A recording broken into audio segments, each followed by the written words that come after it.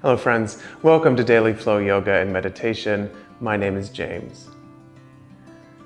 In the meditation that follows, we'll take a moment to check in with that idea of santosha, the second niyama in Patanjali's 8 limbs of yoga.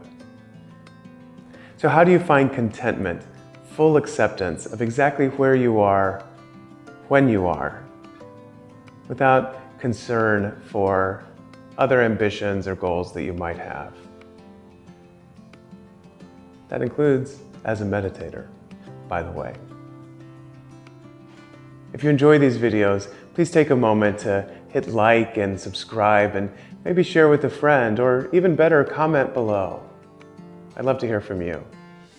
I'd love to start a conversation, and I'd love for you to join us, either here in New York City in person or on Zoom from wherever in the world you might be.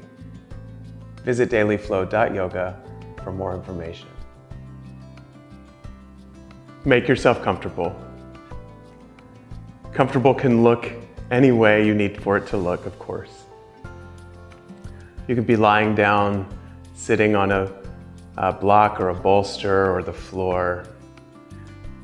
What matters is that you feel grounded and supported, because you are both. In our theme for this week, the second of the niyamas, santosha, we seek to find contentment. The very first yoga practice I ever did was a DVD called Yoga for Dummies. I talk about her a lot. Sarah Ivanhoe was the name of the teacher. If anyone knows her, I've emailed her. I've never heard back. But she ended the 25-minute, pretty straightforward vinyasa practice, which was very challenging for a newbie like myself.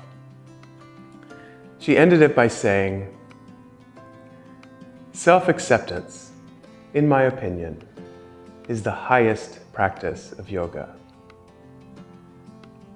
I must have heard her say it dozens of times. I can still picture it. And it has informed my practice maybe more than anything anyone else has ever said. Self-acceptance, in my opinion, is the highest practice of yoga. If they're not already, allow your eyes to flutter closed. Allow yourself to come into awareness of your breath, perfect awareness. Awareness that does not judge. Awareness that has no opinion about what it means to be good or bad at meditating. Awareness that recognizes when your mind wanders and thoughts creep in. They're not enemies. In fact, it's your brain doing its job. So we accept them and we let them float by, like clouds in the night sky that have briefly obscured the stars.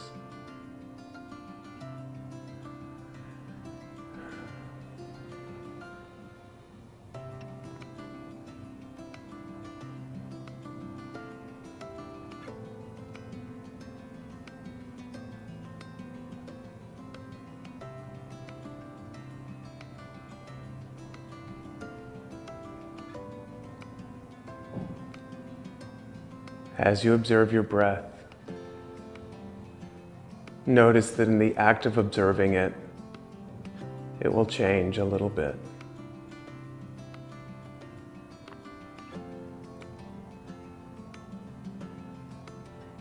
And in the act of that change, you have something more tangible and more specific to which to anchor your attention.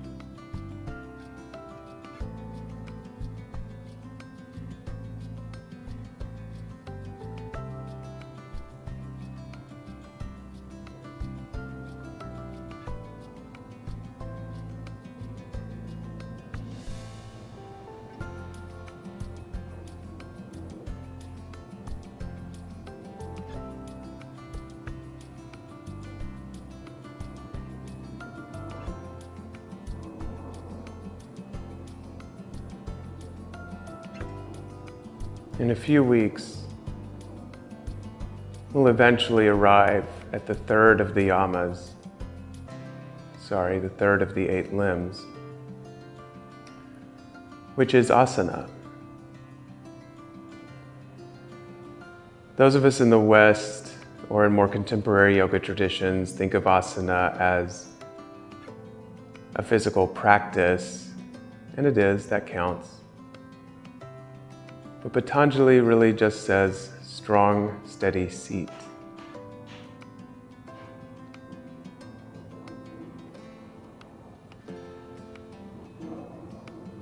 We do all of this moving so that we can be still.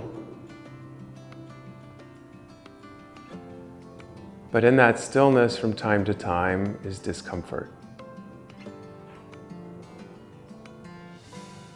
An awareness that someplace feels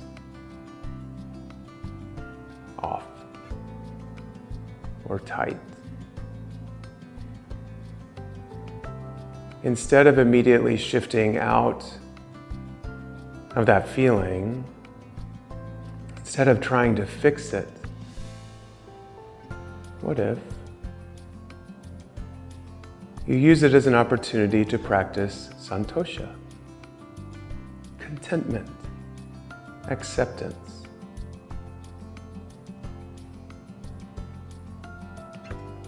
Breathing into that space, experiencing that sensation,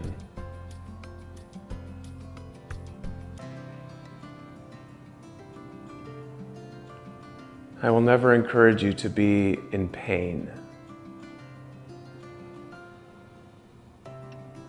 However, I will encourage you to get comfortable with what is uncomfortable. I'll be quiet.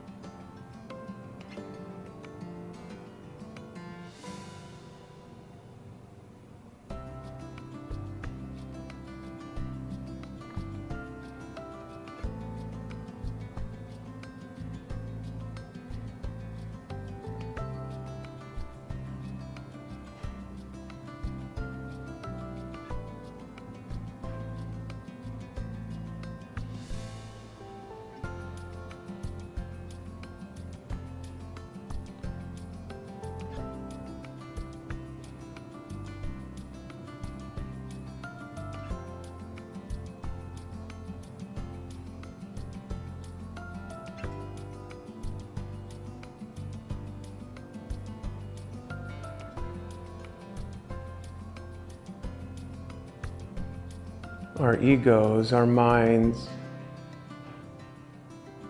tend to have a lot of opinions. They tend to experience anything the slightest bit sticky as bad.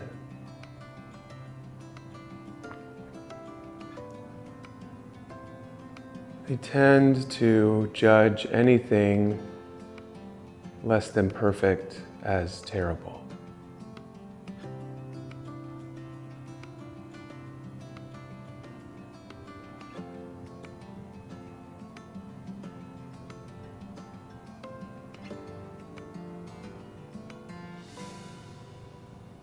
In fact, it's very difficult for the ego to have a neutral thought.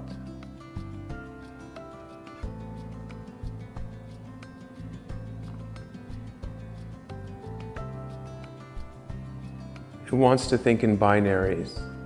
This is good, this is bad. This is love, this is fear. This is anger, this is joy. What if it just is?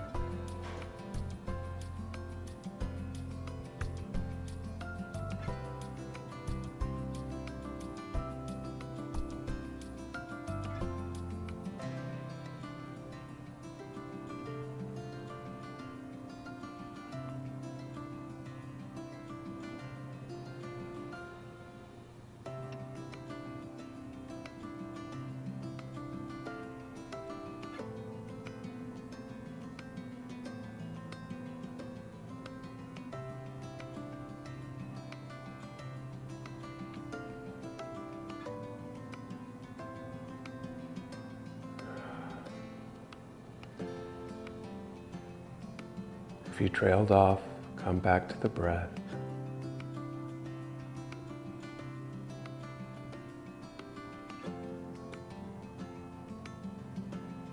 If you had a thought, especially one that seemed in any way judgmental, positive or negative, say thank you. Let it go.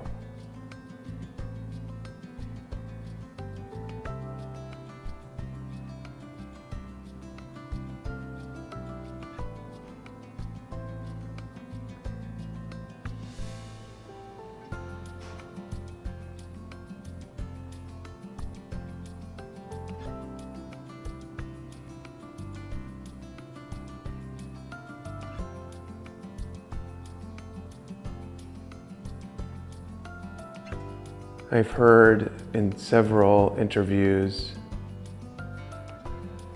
from people who have spent time with the Dalai Lama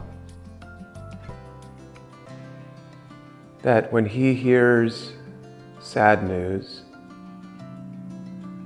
he weeps openly and passionately, and then it passes. When something upsets him, he gets very angry, very loud, and then it is gone. Like a current of electricity moving through his body.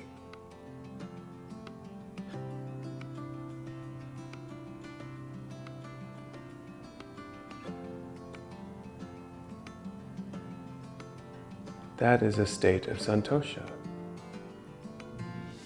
Being fully content with what is. Allowing things to arise and then allowing them to ebb without any attachment,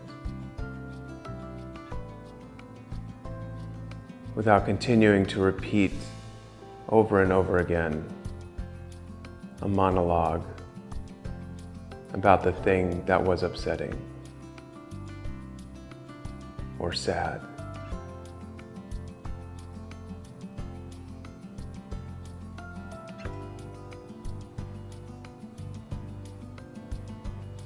As we conclude our time together, I'd encourage you to recognize opportunities during the day to come back and look for perfect acceptance of what is. Whether it's extremely good, extremely bad, or somewhere in between. It just is.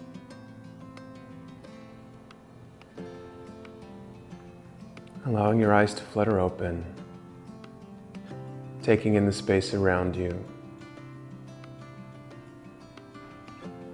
taking a moment to recognize what, if anything, feels different than it did 15 minutes ago. Gathering hands at heart center, bowing chin to chest. Namaste.